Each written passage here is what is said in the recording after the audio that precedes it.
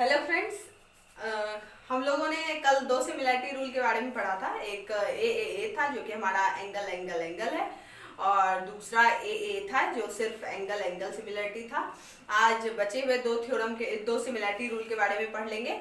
सबसे पहला एस, आखिर सिमिलैरिटी रूल है क्या, ठीक है। इस सिमिलैरिटी रूल में दिया हुआ है, if the corresponding sides of two triangles are proportional, यानी दिया हुआ है कि अगर दो ट्रायंगल है उसमें जो कॉरस्पॉन्डिंग साइड है अगर वो प्रोपोर्शनल है तो उसके एंगल्स भी क्या होंगे, कॉरस्पॉन्डिंग एंगल इक्वल होंगे। आगे दिया हुआ है, हेंस अगर ऐसा होगा तो हमारा जो दोनों ट्रायंगल होगा वो क्या होगा, सिमिलर हो जाएगा। फिर से मैं बता देती हूँ कि इस सिमिलैरिटी रूल में यही है कि सबसे पहला कि अगर दो ट्रायंगल के साइड्स आपस में प्रोपोर्शनल होंगे तो उनका एंगल क्या होगा, इक्वल होगा, और तब वे दोनों आपस में सिमिलर हो जाएंगे। अब ये प्रूफ कैसे होगा वो पहले मैं बता देती हूँ। सबसे पहला दिया गया है, प्रूफ करने के लिए सबसे पहले गिवन लिखते हैं। गिवन में क्या है, triangle A B C and D E F in which A B by D E is equals to B C by E F equals to A C by D F, यानी कि दो triangle दिया हुआ है जिसमें कि ये तीनों जो साइड्स है वो आपस में प्रोपोर्शनल है। यहाँ पे फिगर बना दिया गया है, एक हमारा ए बी सी है, दूसरा डी ई एफ है। आगे गिवन के बाद क्या लिखते हैं, प्रूफ। क्या प्रूफ करना है, प्रूफ दैट करना है triangle A B C similar triangle D E F. Proof करना है कि दोनों ट्रायंगल आपस में सिमिलर होंगे। उसके बाद फिर क्या करते हैं, कंस्ट्रक्शन करना होता है। कंस्ट्रक्शन में क्या किया गया है, let we take triangle A B C and D E F such that, कह रहा है कि दो ट्रायंगल लेंगे ए बी सी और डी ई एफ जिसमें कि क्या होगा, A B by D E, A B by D E is equals to B C by E F is equals to A C by D F, जो कि क्या होगा, हमारा 1 से छोटा होगा, ठीक है, स्मॉलर देन 1।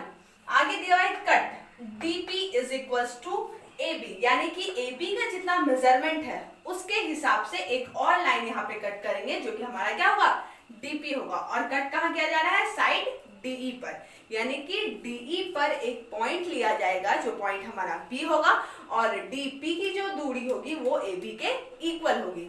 आगे फिर दिया हुआ है and D Q equals to A C, और ए सी पर ए सी के इक्वल एक और लाइन ड्रॉ करेंगे जिसका नाम डी क्यू है। और कहाँ पे ड्रॉ किया गया है, तो डी एफ पर, यानी डी एफ पर एक पॉइंट क्यू लिया गया है जो कि हमारा डी क्यू ए सी के इक्वल होगा, ठीक है। आगे क्या करते हैं, ज्वाइन कर देते हैं पी क्यू को, पी क्यू यानी पी पॉइंट जो कि हमारा लिया गया है डी पर, और क्यू पॉइंट जो हमारा डी एफ पर लिया गया है, उन दोनों को ज्वाइन कर दिया जाता है। यानी कंस्ट्रक्शन में ये किया गया कि तीनों साइड का जो रेशियो है वो हमारा प्रोपोर्शनल जो होगा वो हमारा 1 से स्मॉलर होगा। उसके बाद फिर क्या किया गया कि डी पर एक पॉइंट लिया गया जो कि हमारा पी है, और डी एफ पर एक पॉइंट लिया गया जो कि हमारा क्यू है, ठीक है। आगे दोनों को मिला दिया गया है। अब प्रूफ करेंगे। प्रूफ करने में सबसे पहले क्या किया गया है, यहाँ देख लीजिए, A B by D E, यानी ए बी ये वाला था और डी ये होल टोटल हुआ, equals to A C by D F, यानी इधर वाला और ये डी एफ, ठीक है। आगे क्या किया गया है, अगर ए बी अभी जस्ट मैं बताई हूँ कि ए बी क्या है, कंस्ट्रक्शन के हिसाब से डीपी के इक्वल है, तो हम ए बी के जगह क्या डीपी लिख लेते हैं, DP by D E is equals to, अब फिर से ए सी हमारा क्या है, डी क्यू के इक्वल, तो ए सी के जगह पे डी क्यू लिख लेते हैं, D Q by D F, ठीक है। आगे bye converse of Thales theorem, converse of Thales theorem में क्या होगा, थेल्स थ्योरम में होता है हमारा अगर दो लाइन आपस में पैरेलल हो तो वो इक्वल रेशियो में डिवाइड कर रहा है, और कन्वर्स में क्या होता है कि अगर इक्वल रेशियो में डिवाइड कर रहा है तो वो दोनों लाइन आपस में पैरेलल होंगे। तो यहाँ पे क्या हो रहा है, दोनों आपस में डिवाइड कर रहे हैं, यानी दोनों का रेशियो आपस में इक्वल है, तो कन्वर्स ऑफ थेल्स थ्योरम के हिसाब से क्या है, PQ equals to EF, sorry PQ parallel EF, PQ हमारा EF के पैरेलल हो जाएगा, ठीक है। चलिए आगे करते हैं। आगे लिया गया है angle P equals to angle E, ये और जब ये PQ EF के पैरेलल होगा तो एंगल P इक्वल्स टू क्या होगा, एंगल E होगा, कॉरस्पॉन्डिंग एंगल से। उसके बाद फिर क्या किया गया है, angle Q equals to angle F, यानी कि Q भी F के इक्वल हुआ, किस चीज से, कॉरस्पॉन्डिंग एंगल से। आगे फिर क्या गया, जब दो एंगल आपस में मिल गए हैं, यानी सबसे पहला कि PQ और EF ये दोनों पैरेलल हो गए हैं कन्वर्स ऑफ थेल्स थ्योरम से, तो दो एंगल यानी PQ equals to P equals to Q किस चीज से हो गया, कॉरस्पॉन्डिंग एंगल से। और फिर Q इक्वल्स टू F, किस चीज से, कॉरस्पॉन्डिंग एंगल से। दो एंगल मिल गया है। तो पिछले दिन मैं बताई हूँ कि अगर दो एंगल भी हमारा क्या हो, इक्वल हो जाए, तो वो हमारा AA सिमिलैरिटी से क्या हो जाएगा, सिमिलर हो जाएगा ट्रायंगल। तो यहाँ पे वही किया गया है कि triangle DPQ similar triangle DEF by AA, यानी DPQ ये छोटा वाला और DEF यानी ये बड़ा वाला, दोनों आपस में सिमिलर हो गया AA सिमिलैरिटी रूल से। ठीक है, चलिए आगे क्या किया गया है, DP बाय DE, यानी ये DP और DE whole total equals to PQ by EF, यानी कि PQ हमारा ये हुआ और ये तीन तरीके से लिया गया, एक इस तरीके से और एक PQ और EF इस तरीके से लिया गया है। ठीक है, आगे देखते हैं। आगे फिर क्या है कि DP के जगह AB लिखा गया है, क्यों, क्योंकि दोनों आपस में इक्वल था, कंस्ट्रक्शन में बताया गया है। तो DP की जगह AB लिखा गया है, AB by DE is equals to, अब PQ का PQ रहने दिए और EF का EF, यानी सिर्फ एक जगह चेंजिंग हुआ यहाँ पर। ठीक है, इसको इक्वेशन 1 रख लेते हैं। आगे फिर कह रहा है कि AB by DE is equals to BC by EF। यहाँ क्या लिया गया था, AB बाई DE किस चीज के इक्वल था, PQ बाई EF के, लेकिन गिवन के हिसाब से AB बाई DE जो है वो BC बाई EF के इक्वल है। ये इक्वेशन 2 हो गया। अब फ्रॉम इक्वेशन 1 एंड 2, यानी इन दोनों को अगर देखा जाए तो AB बाई DE और AB बाई DE ये दोनों क्या है, कॉमन, तो इसका मतलब ये और ये आपस में इक्वल हो जाएगा। वही किया गया है, PQ by EF is equals to BC by EF। ठीक है, फ्रॉम इक्वेशन 1 एंड 2 आगे क्या होगा, EF और EF आपस में कैंसिल हो जाएगा, तो हमारा जो PQ होगा वो BC के इक्वल होगा। यहाँ तक क्लियर हो गया होगा। आगे क्या है, BC PQ के इक्वल हो गया, यानी ये BC जो होगा वो PQ के इक्वल हो गया। फिर क्या है, लिया गया है AB इक्वल्स टू DP, पहले यहाँ पे लिखा गया था AB जो है वो DP के इक्वल है। दूसरा AC इक्वल्स टू DQ, यानी AC DQ के इक्वल है, ये भी कंस्ट्रक्शन में किया गया था। आगे क्या है, BC equals to BC equals to PQ, ये भी अभी यहाँ जस्ट प्रूफ किया गया है। ठीक है, जब तीनों साइड आपस में इक्वल हो गया तो दोनों ट्रायंगल आपस में क्या होंगे, कॉन्ग्रुएंट हो जाएंगे। किस चीज से, तो बाय SSS कॉन्ग्रुएंसी रूल से, यानी साइड से। जब दोनों आपस में कॉन्ग्रुएंट हो गए तो एंगल A इक्वल्स टू क्या हो जाएगा, एंगल D हो जाएगा।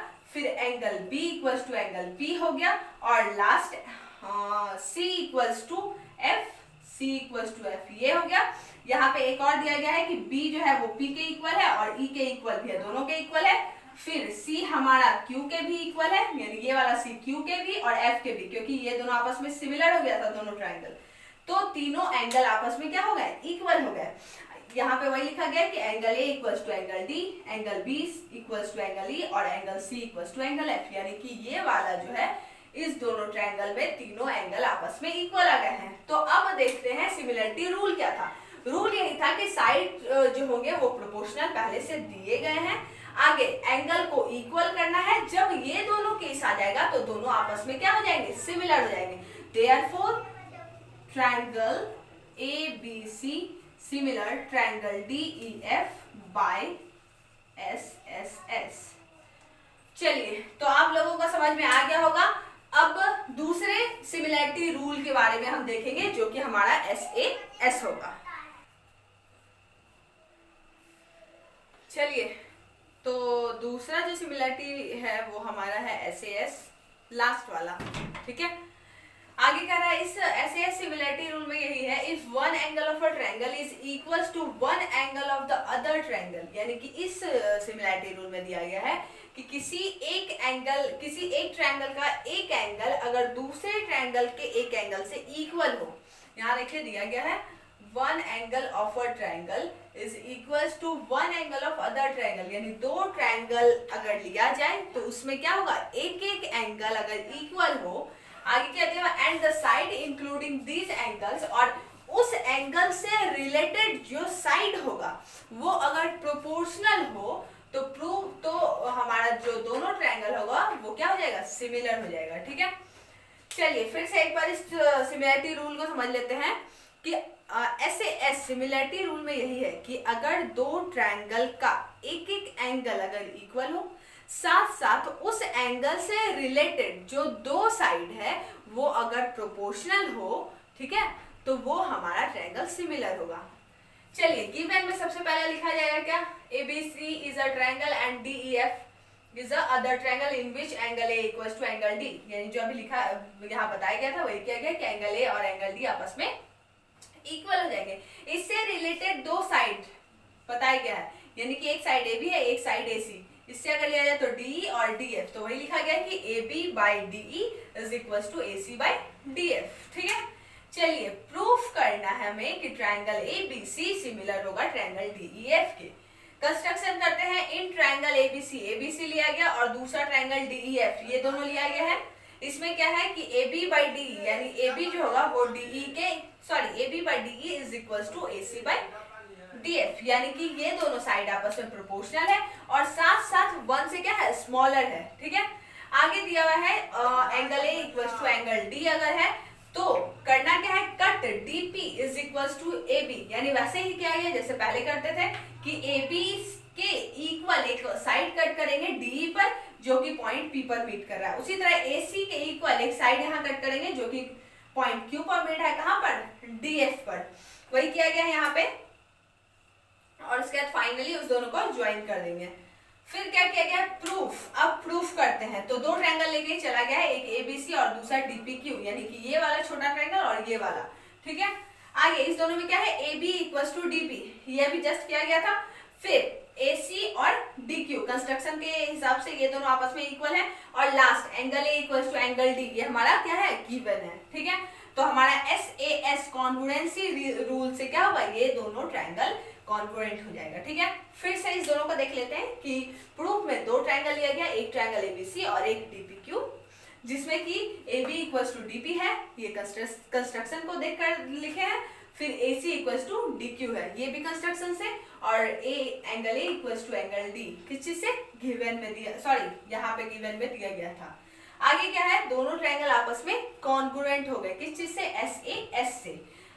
तो angle A equals to angle D, angle B equals to angle P and angle C equals to angle Q किस चीज से हो गया, by CPCT corresponding part of congruent triangle, यानी कि तीनों एंगल आपस में इक्वल हो गए।